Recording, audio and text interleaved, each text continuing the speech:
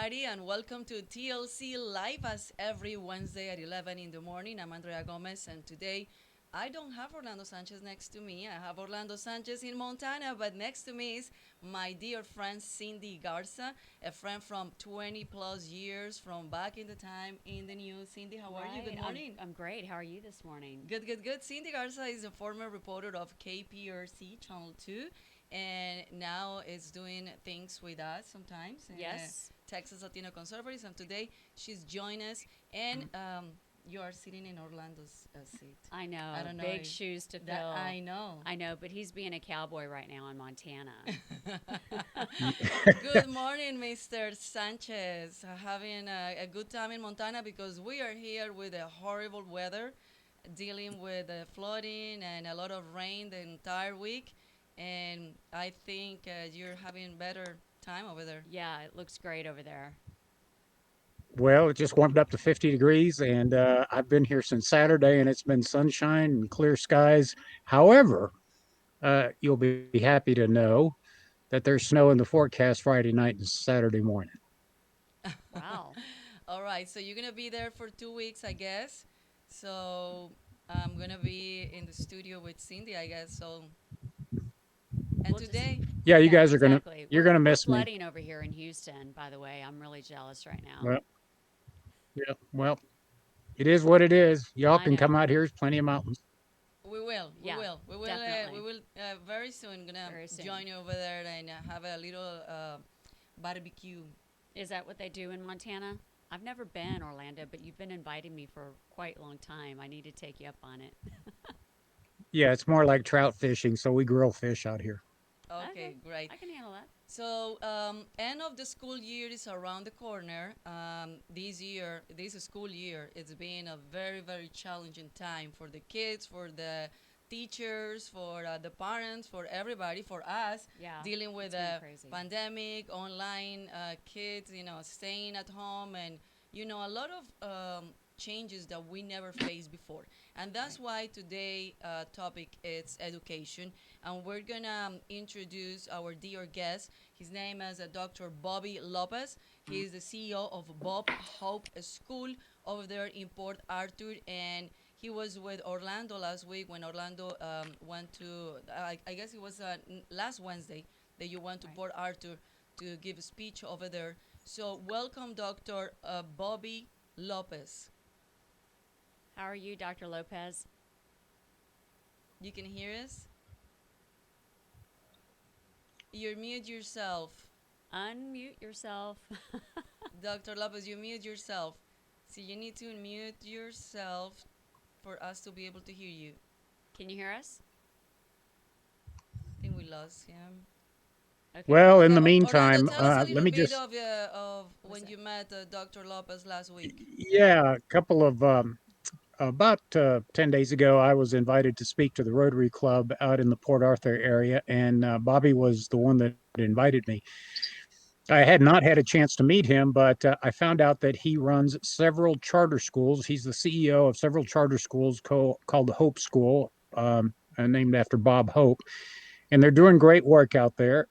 And so I thought we would invite him and talk about the challenges that we face this year with respect to education and the challenges that we face in the future with public education. Not everybody's a fan of charter schools, and we'll have Dr. Lopez address this. One of the criticisms, of course, is that, for example, in urban areas like Houston, public education, there are some schools that are failing.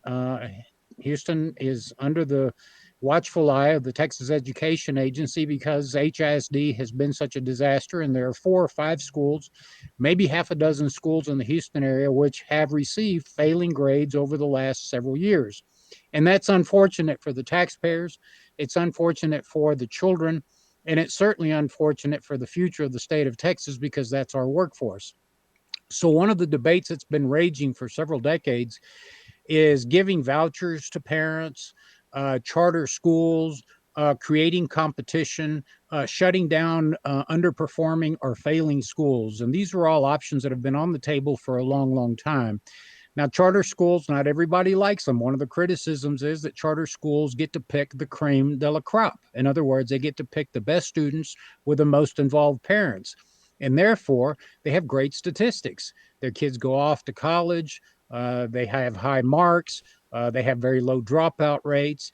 But public schools don't get that choice. Public schools have to accept everyone: children with special needs, learning disabilities. Some children are, severely physically challenged. And so public schools can't pick and choose. They have to accept everyone. And so those are the differences that I wanted to point out, because there is a lot of confusion in the Latino community about the choices that we have, Cindy and Andrea. There are charter schools, there's private schools, there's public schools. And maybe someday we'll have school vouchers. So hopefully Bobby got his microphone fixed and can tell us what the differences are. And does it put public schools at disadvantage? So, Bobby, are you on with us? Dr. Lopez, can you hear us? No, you mute He's yourself, still Doctor. muted. You need to unmute Um, yourself. so anyway, So yeah, let's public. try to, if you hang up and connect again, Dr. Lopez, probably that will work. Um, so Cindy Garza, it's been you've been a I'm board member. Yes, I am a board member, a regional board member of KIP Academy, so I know exactly what you're talking about, Orlando. And I'm also on the College of Communications board at the University of Texas, a proud alum of that university. So I know about what we're talking about today and higher education and charter schools. I Because am Keep Academy is a charter Right, it school. is. And I agree with you. Some people are big fans of that, and some are not. As of right now, it's a tough one because I'm on that board, and I do see that majority of our students are minority. They are black and brown students.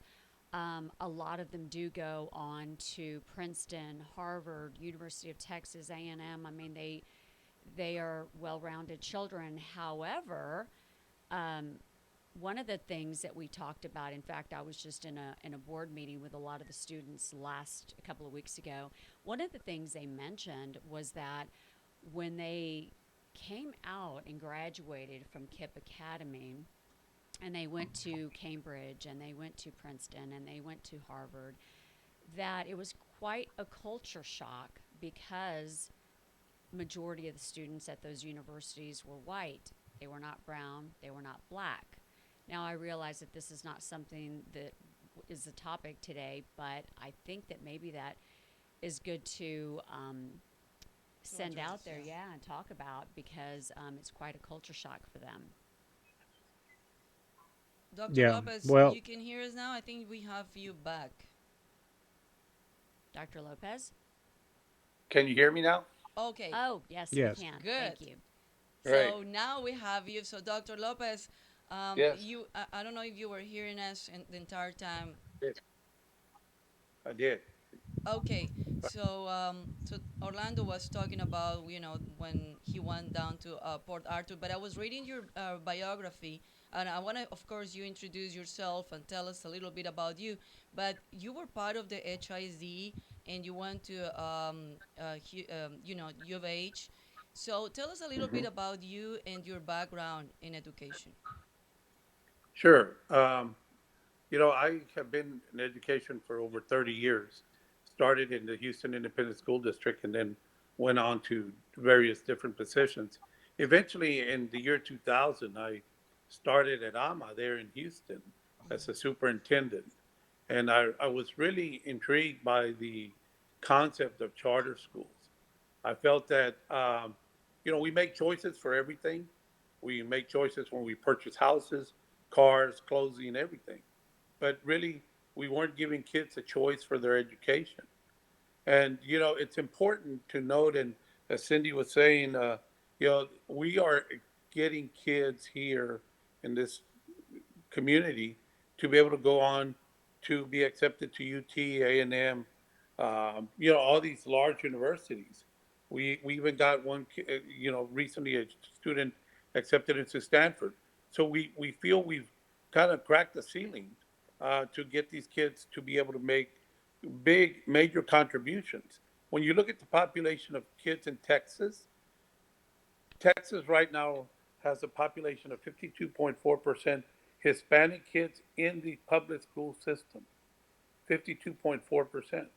So, what is the future of this great state that we all live in if we do not emphasize and get kids to be able to, get into great careers and, you know, be able to communicate, do something back in their communities? We have a great program here where we're now bringing in interns, college students that are currently attending a major university. This year we have Baylor, UT, U of H, Stephen F. Austin, Sam Houston State University, Emory University, all of those colleges represented, where they come back and they work during the summer. We pay them $15 an hour, and then they earn their money so that they can continue with their education. So we just need to replicate these type of programs. KIP has done a phenomenal job. We're trying to do the same thing and be able to educate kids and get them out there.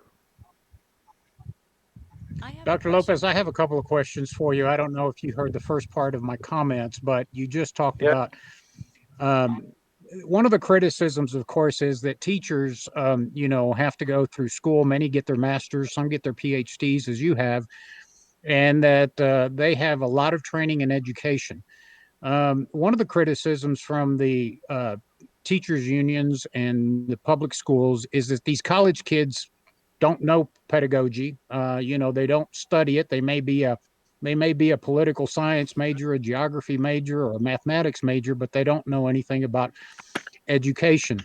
How do you guys in charter schools answer that? That teachers are trained Yes. professionals in the field of education, and then these college kids come right out. You pay them $15 an hour. You undercut teacher salaries, which are already low to begin with. And then I have a follow-up question.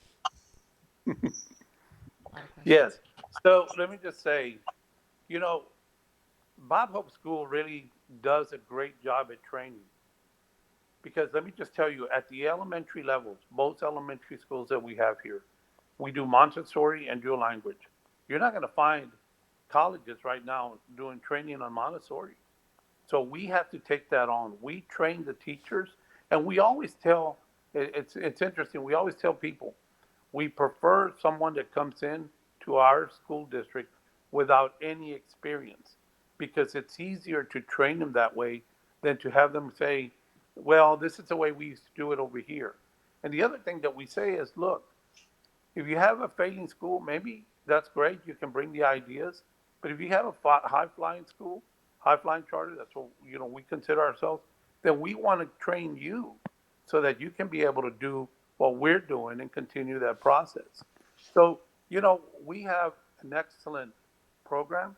So we do. Let me just say, to your point, at the elementary school, all our kids take Montessori, dual language, Mandarin Chinese, and they all play strings at first grade. They take violin. That's four different languages. And so, how do we continue with that and make an A in accountability? We just do a lot of emphasis. We put teachers first. I even, me as a superintendent, spent the last 8 weeks in tutoring kids in third grade. So I get all my administrators to tutor. So we do what we're saying we're going to do is to place the emphasis of education first. As a follow-up question, the other criticism I hear is that you guys get to pick your students. In other words, public schools have to take everybody. Is that true? And or do you guys accept everybody that presents themselves at the door? Yeah. Let me just say that I recently wrote an article for the newspaper here where it just ex- explains the process. In April, we have a lottery system where we place all the kids in the lottery system. We put them by grade level from 1 to 100 or whatever number of kids we have per grade level. And then as we have those vacancies, we take those kids in. Now, you take a school like ours, and I'm sure like KIP, that kids continue to stay in their grades, you're going to have a very small number of kids coming in grades other than pre-K and in our school in sixth grade. But there we take all kids. There's there that Saying that they keep saying that we cream from the top is not true. Not true. I have a question. Do you think, Dr. Lopez, that students who are going to these charter schools are at a disadvantage because some say they're being coddled and that they are, basically telling them, in Spanish, we're teaching them in English. I mean, I know as a child, I didn't have that option, and my first language was Spanish at home. And luckily for me, I had four older sisters, so I learned to speak English through them. But when I went to school, I remember being in kindergarten, them taking me upstairs, and the teachers were so dumbfounded by my English and Spanish being so fluent. But I was sink or swim. I was thrown into a public school where a majority of the students I went to school with were white. So I didn't have that option. But my question is: are these students? Are we coddling them, or is this good for them to be in that situation where we give them a chance and a choice to succeed? Yes, and I think we do need to give them a chance and a choice. And I'll just give you a case in point. Last night, we had the awards dinner for the top 10%, where these kids are going into these major colleges and universities and had their parents in, and we had a nice little steak dinner and baked potato was great. But at the end, one of the fathers came up and said, Dr. Lopez, I want to thank you. Thank you so much for bringing this program to Port Arthur. He said, I realized that when we started our child in sixth grade, we had complaints. There's too much homework. It's too long of a program. Why do they have to go to tutoring? Now that my daughter is going to the University of Houston, uh, you know, he said, I am so pleased that she is going, that you have allowed her to take college courses. She's got like 36 college hours. And so, you know, we know what it takes. Similar to what you said, I know what it took for me to get a doctorate. I came from two parents, Texan born, no education, didn't speak English, and we were five kids in our home. All of our kids, all the kids went through public school, and we finished. But it's we understand what the values are, and it's those values that we promote in our school. I tell everybody, hey, the values that we have here, my mother had those values, and that's why I'm pushing them on you, because I got to have a great education. I want you to be able to have a great education. Dr. Lopez, somebody is asking a question saying which grades you guys serve, K to 12 or only high school or Pre-kinder, pre-kinder through 12, pre-K through 12, and we're in Port Arthur and in Beaumont. Now, we're anxiously awaiting to move into the Houston area, hopefully in the next few years. So, great. I have a question for you. You've been in the HISD in the 80s, and you've been in Houston many years. What is your thoughts about what happened in 2019 that Governor Abbott sent to the state to take over of the HISD board members, I and support it and we fully. still have not a superintendent. We have an interim superintendent. I support it fully. I think if a district is not functioning, hey, let's look at us as charters. How many charters have they closed because they were not functioning? Right. Very simple. Well, there's nothing like accountability, Dr. Lopez, and I wholeheartedly agree. As you know, when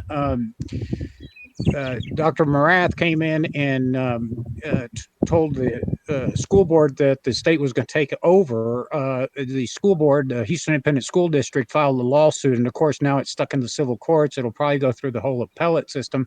But it's following legislation written by a Houston African American who actually said that he was tired of seeing failing schools, particularly in his neighborhood. So the legislation was passed by the Texas legislature, signed by the governor, but written by an African American from Houston. And now the school district is fighting it because it wants to maintain its failing schools and its local choice. I understand the importance of having local elected representatives on the school board, but when that school board becomes so dysfunctional, it wastes so much money, it underperforms all other schools, then it's time for the people of the state of Texas to step in. So I'm glad that you support the state's sanctions against the Houston Yes, Independent School District.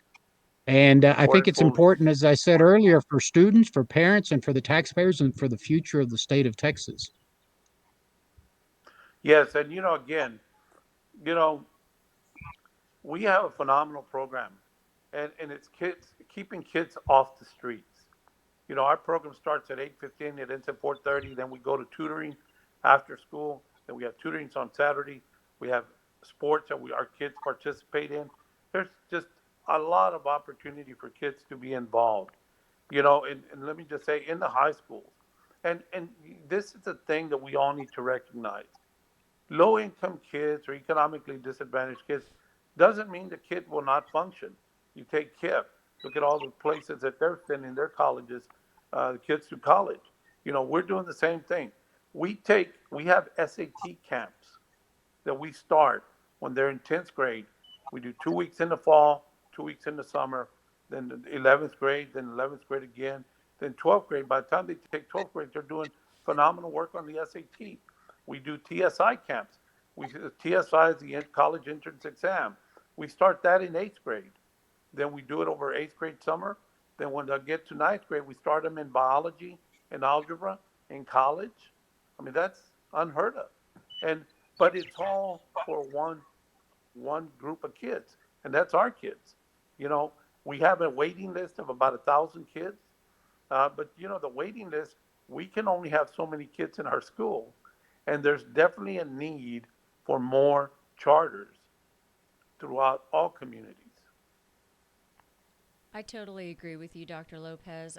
Having been on the board of KIPP Academy, and you've actually given me a different perspective because there are a lot of kids, especially now, whose families are from Mexico. We have a lot of immigrants Mhm. here who only speak Spanish and they don't have the opportunity for a great education. And we can't just throw them into the system, HISD or what have you, because I don't know if they'd make it really. And so, in a way, the Right. perspective that you're giving me is a good one because these children do need that opportunity, and we are giving them that opportunity through these charter schools. So now I can proudly say I see both sides. Whereas some people are against it, some people are for it, but let's face it, we have a lot of people here in our country who are from Mexico and who do not, Mhm. well, other countries, period, and they don't Right. speak English. And so there is a need. Absolutely. And thank you for giving It me that definitely is. perspective. Sure. I want to bring you back, Dr. Lopez, to comment you made just a moment ago. I was at Rice University one time, and there was as you know, I served on the Houston City Council, and many, many years ago, back in the early '90s and mid '90s, you talked about after school activities and keeping kids off the streets and keeping kids busy.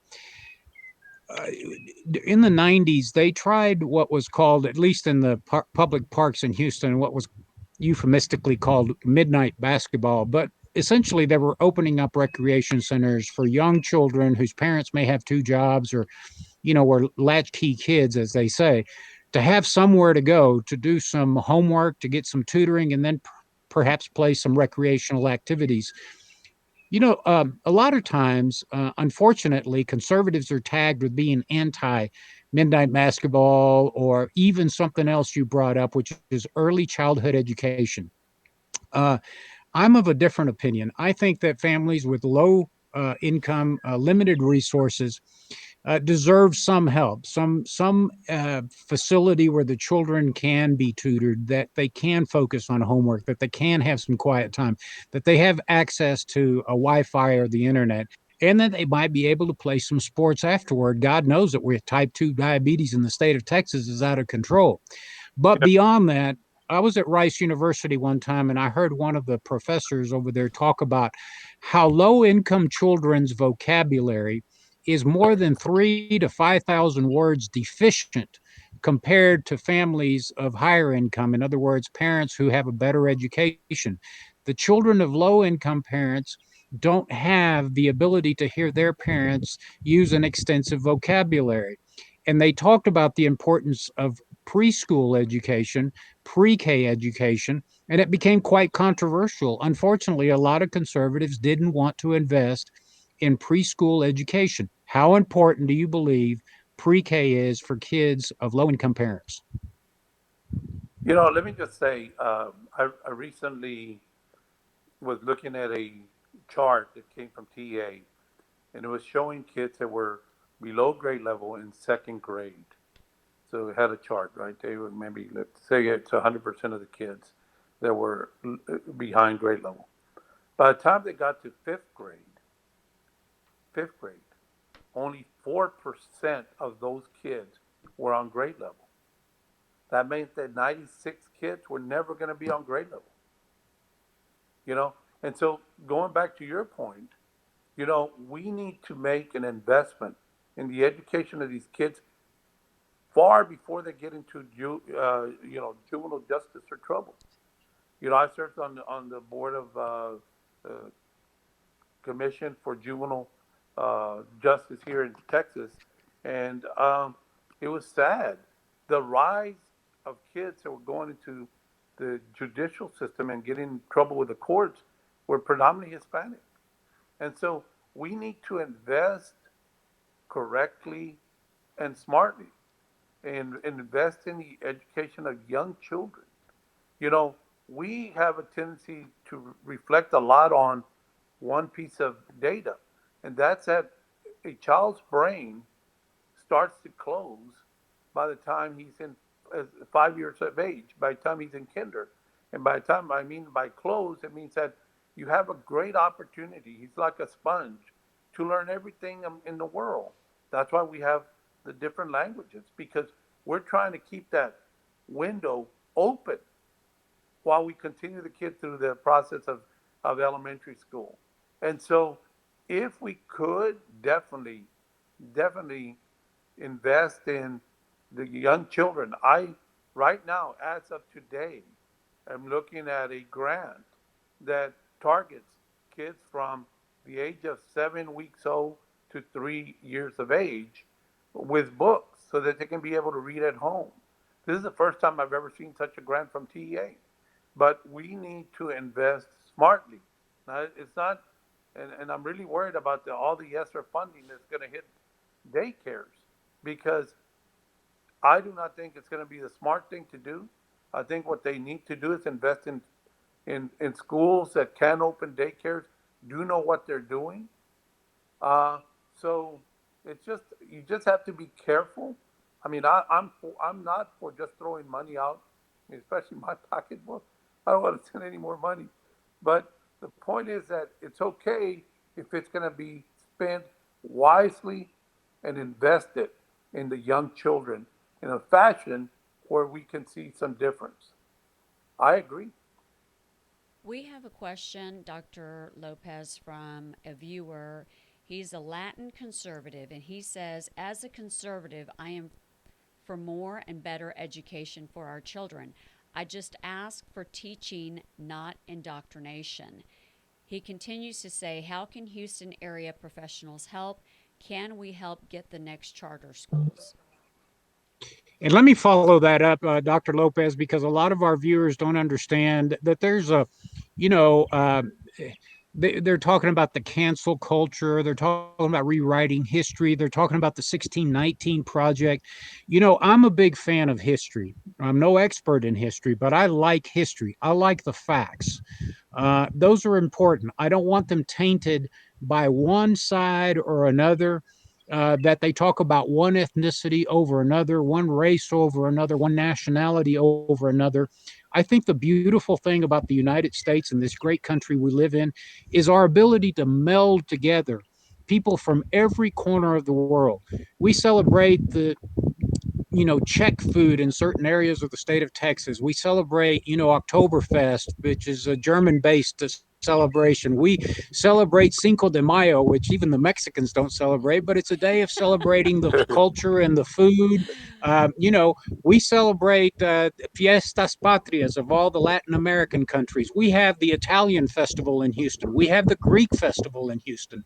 And so, you know, I think that history ought to be taught, but the real history, not tainted. Is that a concern of yours, Right. following up on the viewer's question and Cindy's comment? It is. It is. Again, let me just tell you, at our school, we have we have just, we don't celebrate just one or two or three cultures. We celebrate all of them, and we don't put 1 month for this and 1 month for that. We just wait till we finish in May with a star exam, and then after that, we do all kinds of celebrations. So yes, it's important to do it right, and not to focus on one ethnicity over another. And I'll just give you, again, case in point here. Uh, my mother and father, both born in Texas, both Texans, one in Hondo, one in Lockhart. When we grew up speaking Spanish, listening to Mexican or Spanish music. Uh, and what do I listen to now? What do my kids listen to? Country, rock, all kinds of different music. It's rare that we even speak Spanish. Well, I mean, my kids don't even speak Spanish. But the point is that, we've taken advantage of what this country allows us to do. Now, I'll tell you, Orlando, I've never been to another country like you have. And I just appreciate the fact that I was born and raised in Texas in the U.S. And Greatest Well, Dr. country. Lopez, and actually, that the same viewer that he was asking that question, he said, "I'm from Nicaragua, and I love the diversity that we have in the U.S. We do not have that in Nicaragua, and that totally confirm what you are just saying. Right. I'm from Colombia. I came in 1997. I've been in this country since then, and I cannot thank enough this country. I love this country as much as I love my country. I love the diversity. I love the opportunities that Yes. this country gave us.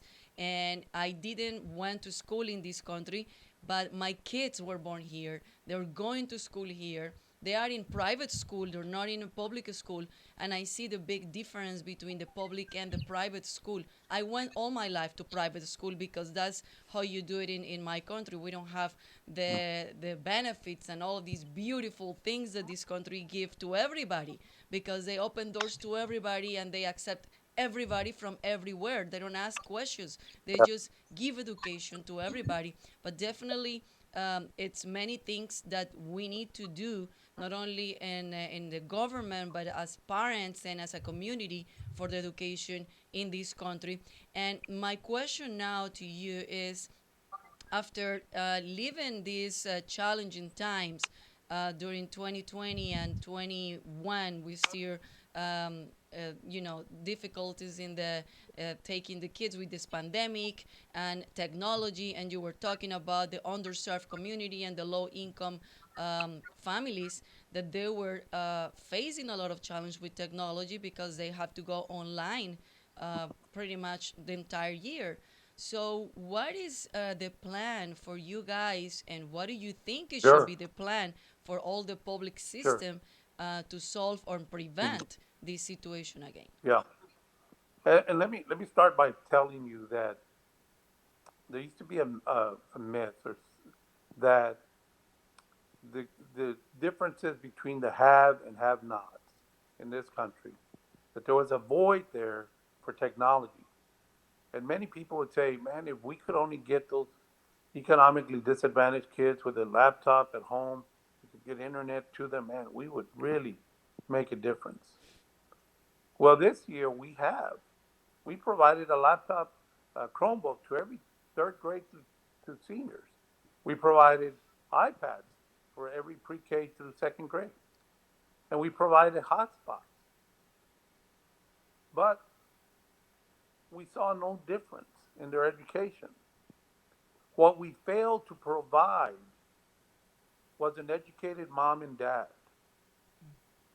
because they still have the mother and father working 2 jobs, 3 jobs.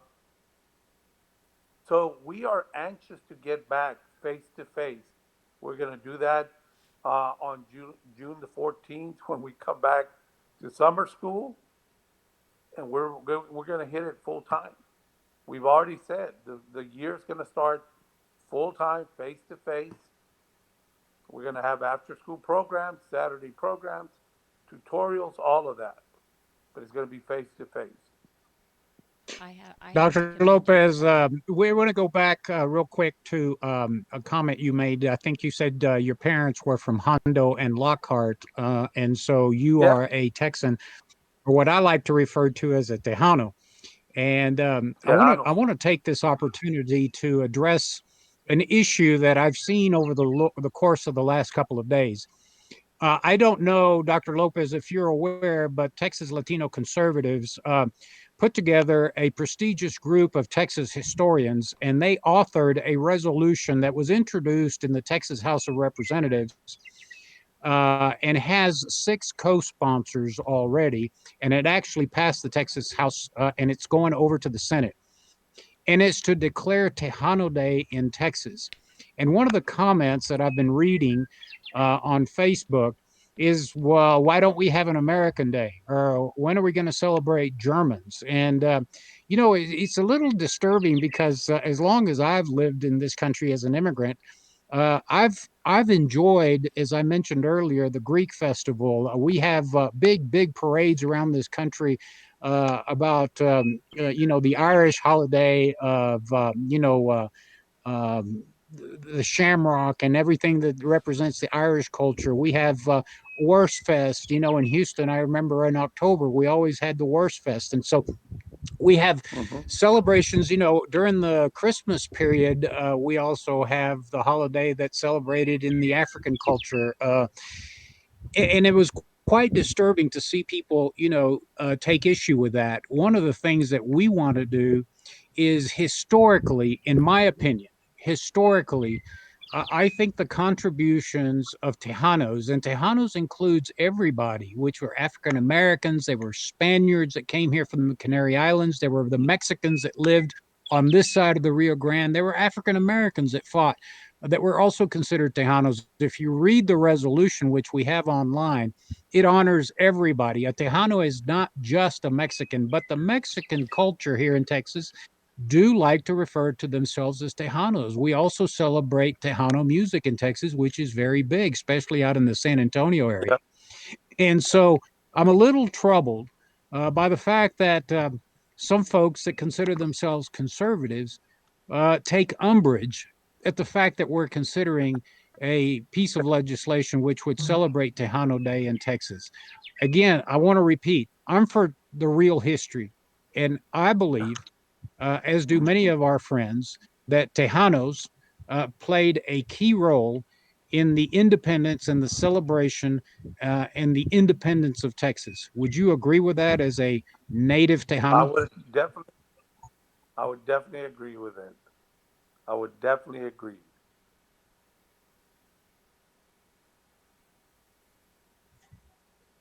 I guess I Okay. agree too. Well, I I don't think have he a different froze up. opinion.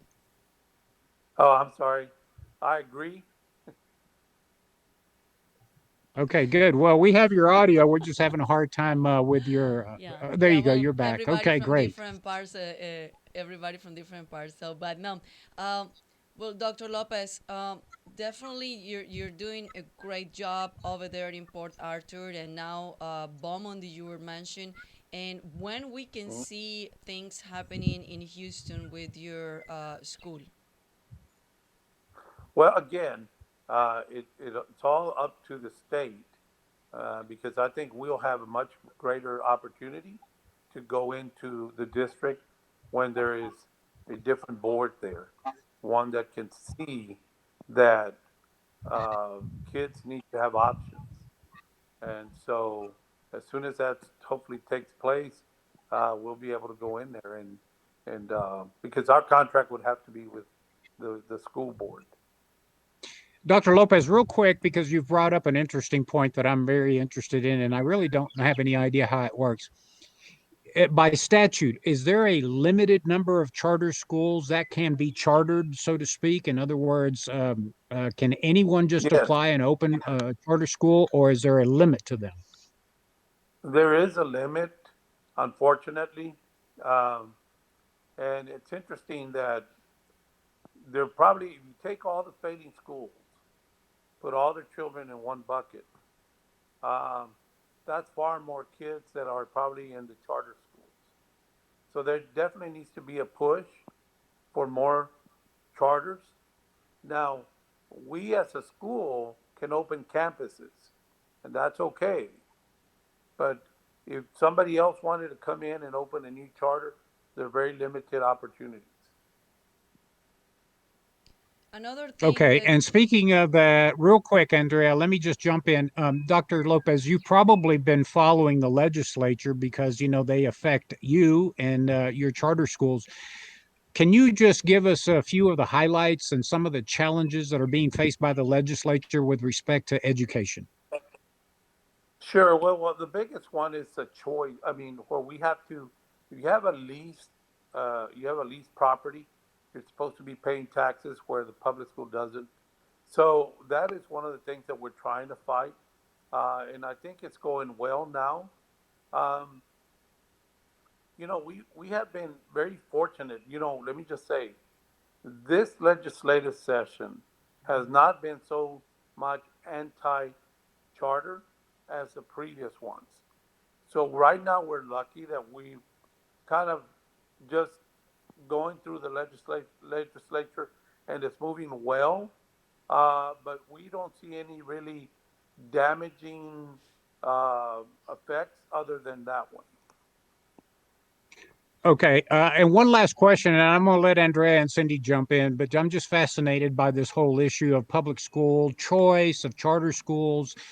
Yeah, Is HISD too big, in your opinion, Dr. Lopez, to be managed effectively? In other words, it's just a behemoth of an operation. Is it too big? Does it need to be yeah. broken up? And where is that legislation? I know that was brought up at the last legislative session. Remember, folks, the Texas legislature only meets every 2 years. So if something can't be done that needs to be done, we have to wait another 2 years. And now it's been 4 years since we've been debating whether or not we should break up HISD.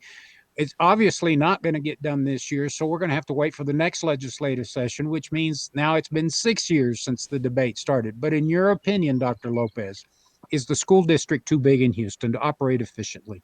You know, uh, I think it definitely is. You take a school district like San Antonio and you look at those surrounding districts, they have a lot of smaller districts in the area. I think that they would benefit, definitely would benefit from breaking it up into smaller districts and having a specific superintendent of schools and board for each particular area. I can see definitely maybe 7 districts coming out of there. So I think so.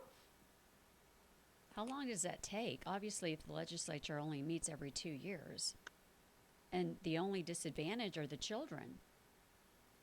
Yes, yes. So, and again, this I guess is another topic for another session. Yeah. But it's all about leadership. You know, and let me just give you one last case in point here. I think it really cements everything that we've been talking about, and that's I had someone about a year and a half ago. No, actually, I was last legislative session. We were in Austin and we were meeting with someone, and he said, "Hey, I know why charters are so successful, and y'all need to get the message to the public schools." And we said, "Okay, tell us why." He says, "Because your boards are not elected." And I thought, I said, you know what? You're right.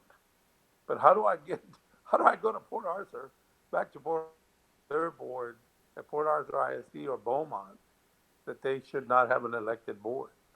You know, we have 12 members on our board, 12. That's seven. Most districts have seven. I think HISD, because of the numbers, has nine. But we have 12. Wow. In 11 years that I've been here, 11, we've never had any type of arguments or, votes against or whatever. These guys are in it for the kids, and they know it. Well, you're in it to win it. And that's what Yeah, people who are on your board, just like the folks who are on a KIP Academy board, the same way. We're yes, all wanting to give these children, these students, a better opportunity. And you also had another great point that, during this pandemic, a lot of these students had to stay home and had to study from home. And perhaps they probably didn't learn anything. And that's because their parents do have two or three jobs and they probably never had an education. So we do need to get these kids back in school ASAP. Um, but to your point, I totally agree that the board needs to be people who want to be on the board, Correct. who No, can. no, like a treating like a politics. Right. I mean, they're all, what they're doing is yeah, fighting over each other and trying to get in each other's way. And they need to stay out of each other's way and do what's right for those children. yes, And definitely. another point that it, and I always say, education comes from home. And you mentioned something earlier that you said we can provide technology, we can provide everything, but we cannot provide educated parents. And that's a big issue, especially in the underserved communities, in the Latino communities, in the low income Hmm. communities, that we have that problem. Not all the kids have the chance to have a mom and a dad that they graduated or they have a degree and they can dedicate time to them. Many of those parents, they don't even speak the language, they don't even speak English, they don't Right. understand what is going on at school.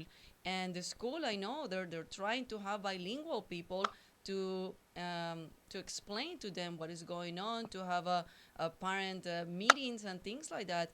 But it's so much that the both parts can do. And I think that's a Yes, big challenge that not only the kids are facing being a kids or a son or a daughter from these parents, but also the school and the teachers and you guys in the administration. yes.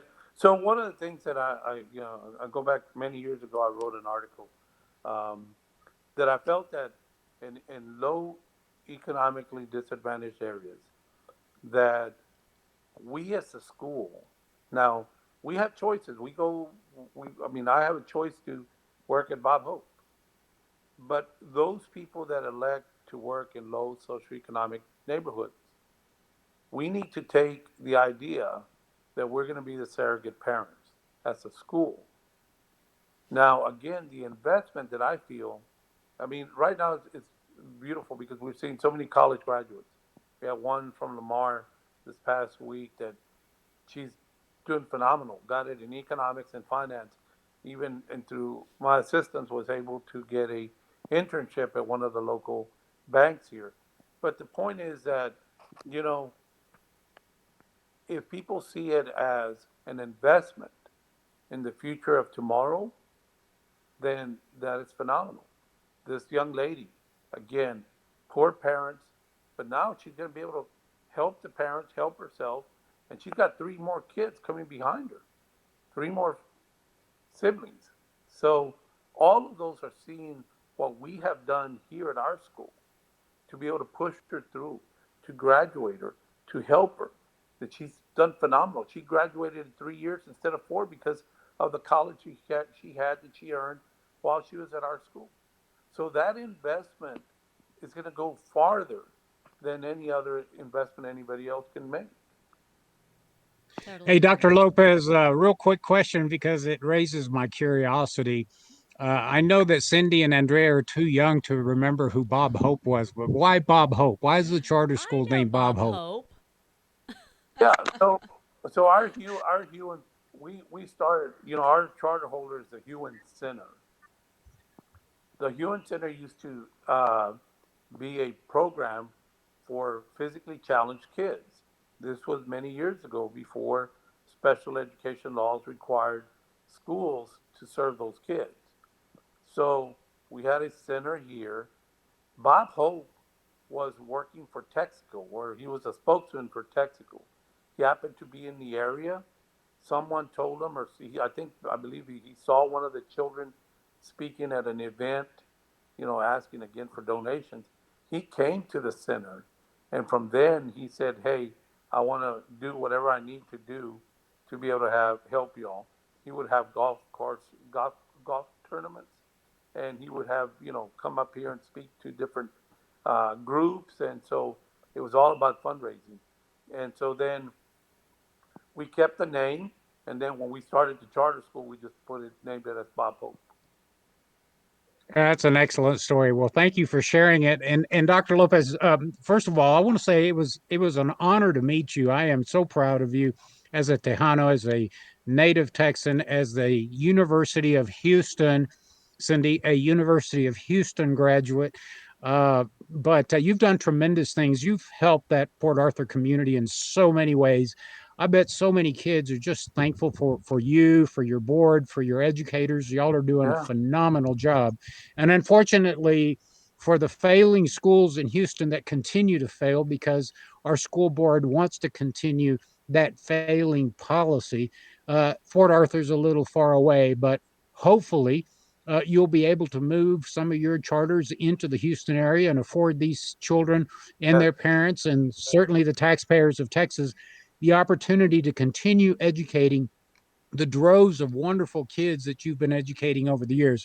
I say to people all the time, you're never going to become a millionaire as an educator, but it's probably one of the most rewarding occupations that I can think of. yeah, I think that everybody can look back and thank that second grade school teacher or that fourth grade school teacher that helped us with some complicated division problems, or that 10th and 11th grade teacher that helped us once and for all understand calculus, or the teacher that spent the extra time when they should have been home at dinner with their family, helping you prepare for the SAT or the ACT or writing your college essay for admission. It's a humbling, wonderful uh, job and a devotion that you guys are involved in. So, Dr. Lopez, I know you're busy. Thank you for taking time out to be with us today. It's really been enlightening for people to understand a little bit about charter schools and the difference between public schools, charter schools, private schools. We hope to have you back, and certainly, if you do get your charters in Houston, let us know. We'll have you on to celebrate. So I'm a little right. long-winded, but I'm going to toss it back to the two lovely damas, young ladies in the studio. Well, thank you, Orlando, and thank you, Dr. Lopez. Sounds like, it looks like Montana is a beautiful time of year right now, so have fun without us there.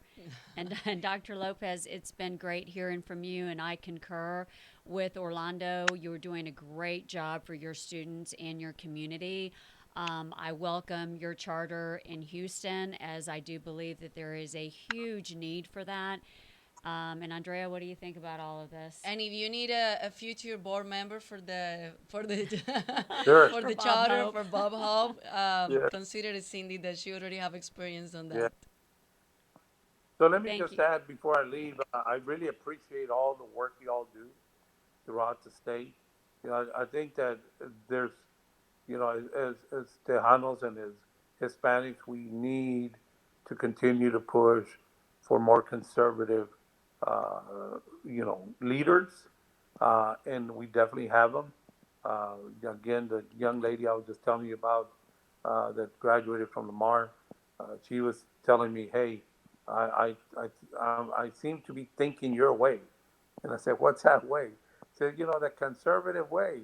I said, "Well, it's just about doing the right things. I'm a Catholic, a strong Catholic, and I just think that there's certain things that we need in this country, and we need to push for those.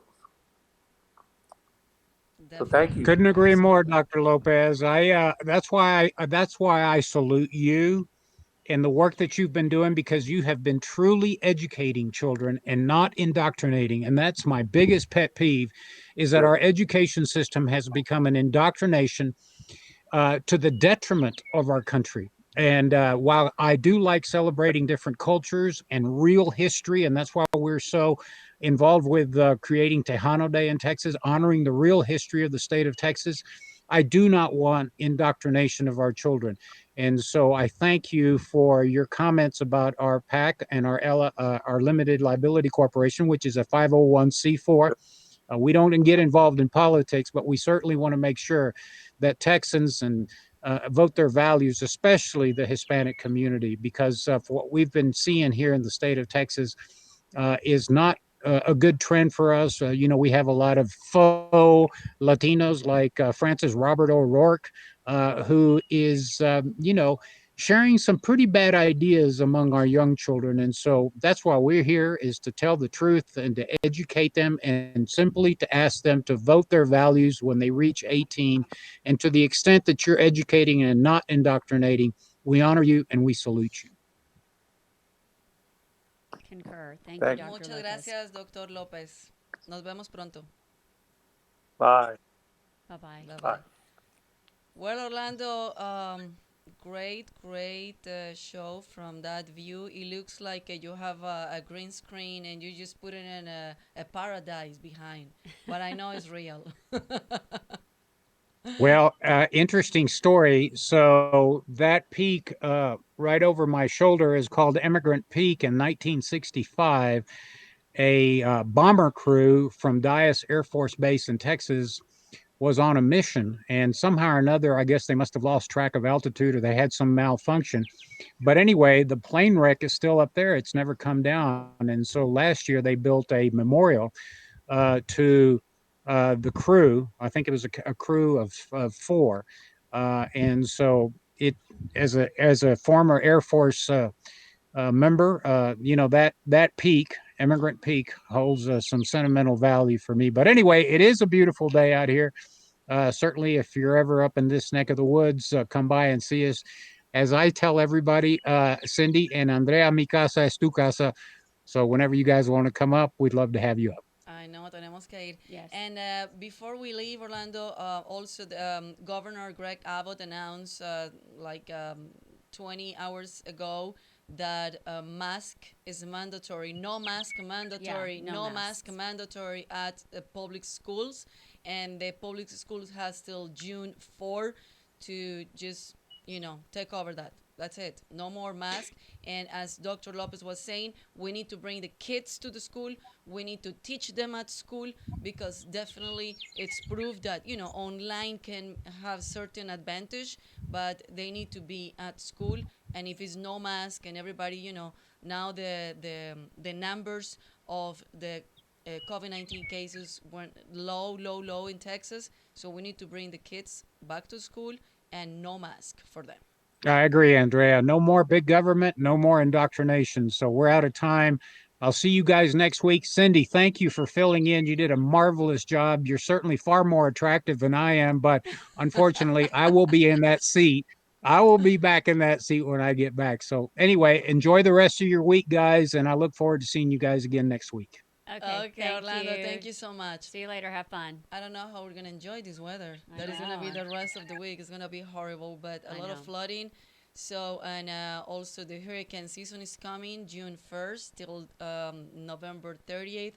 But we're gonna try to do what the best that we can do. Como Yeah. dicen, si del cielo te caen limonadas, limones, haz Wait, limonada. exactly. We're making lemonade out of lemons. So please visit us in TexasLatinoConservatives.com, TexasLatinoConservatives.com. Be part of our family.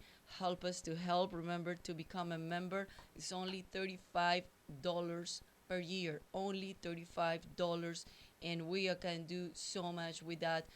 With your contribution, support us. If you can now make us a financial contribution, just become a volunteer. Help us. Just follow us on Facebook. Follow us on Instagram.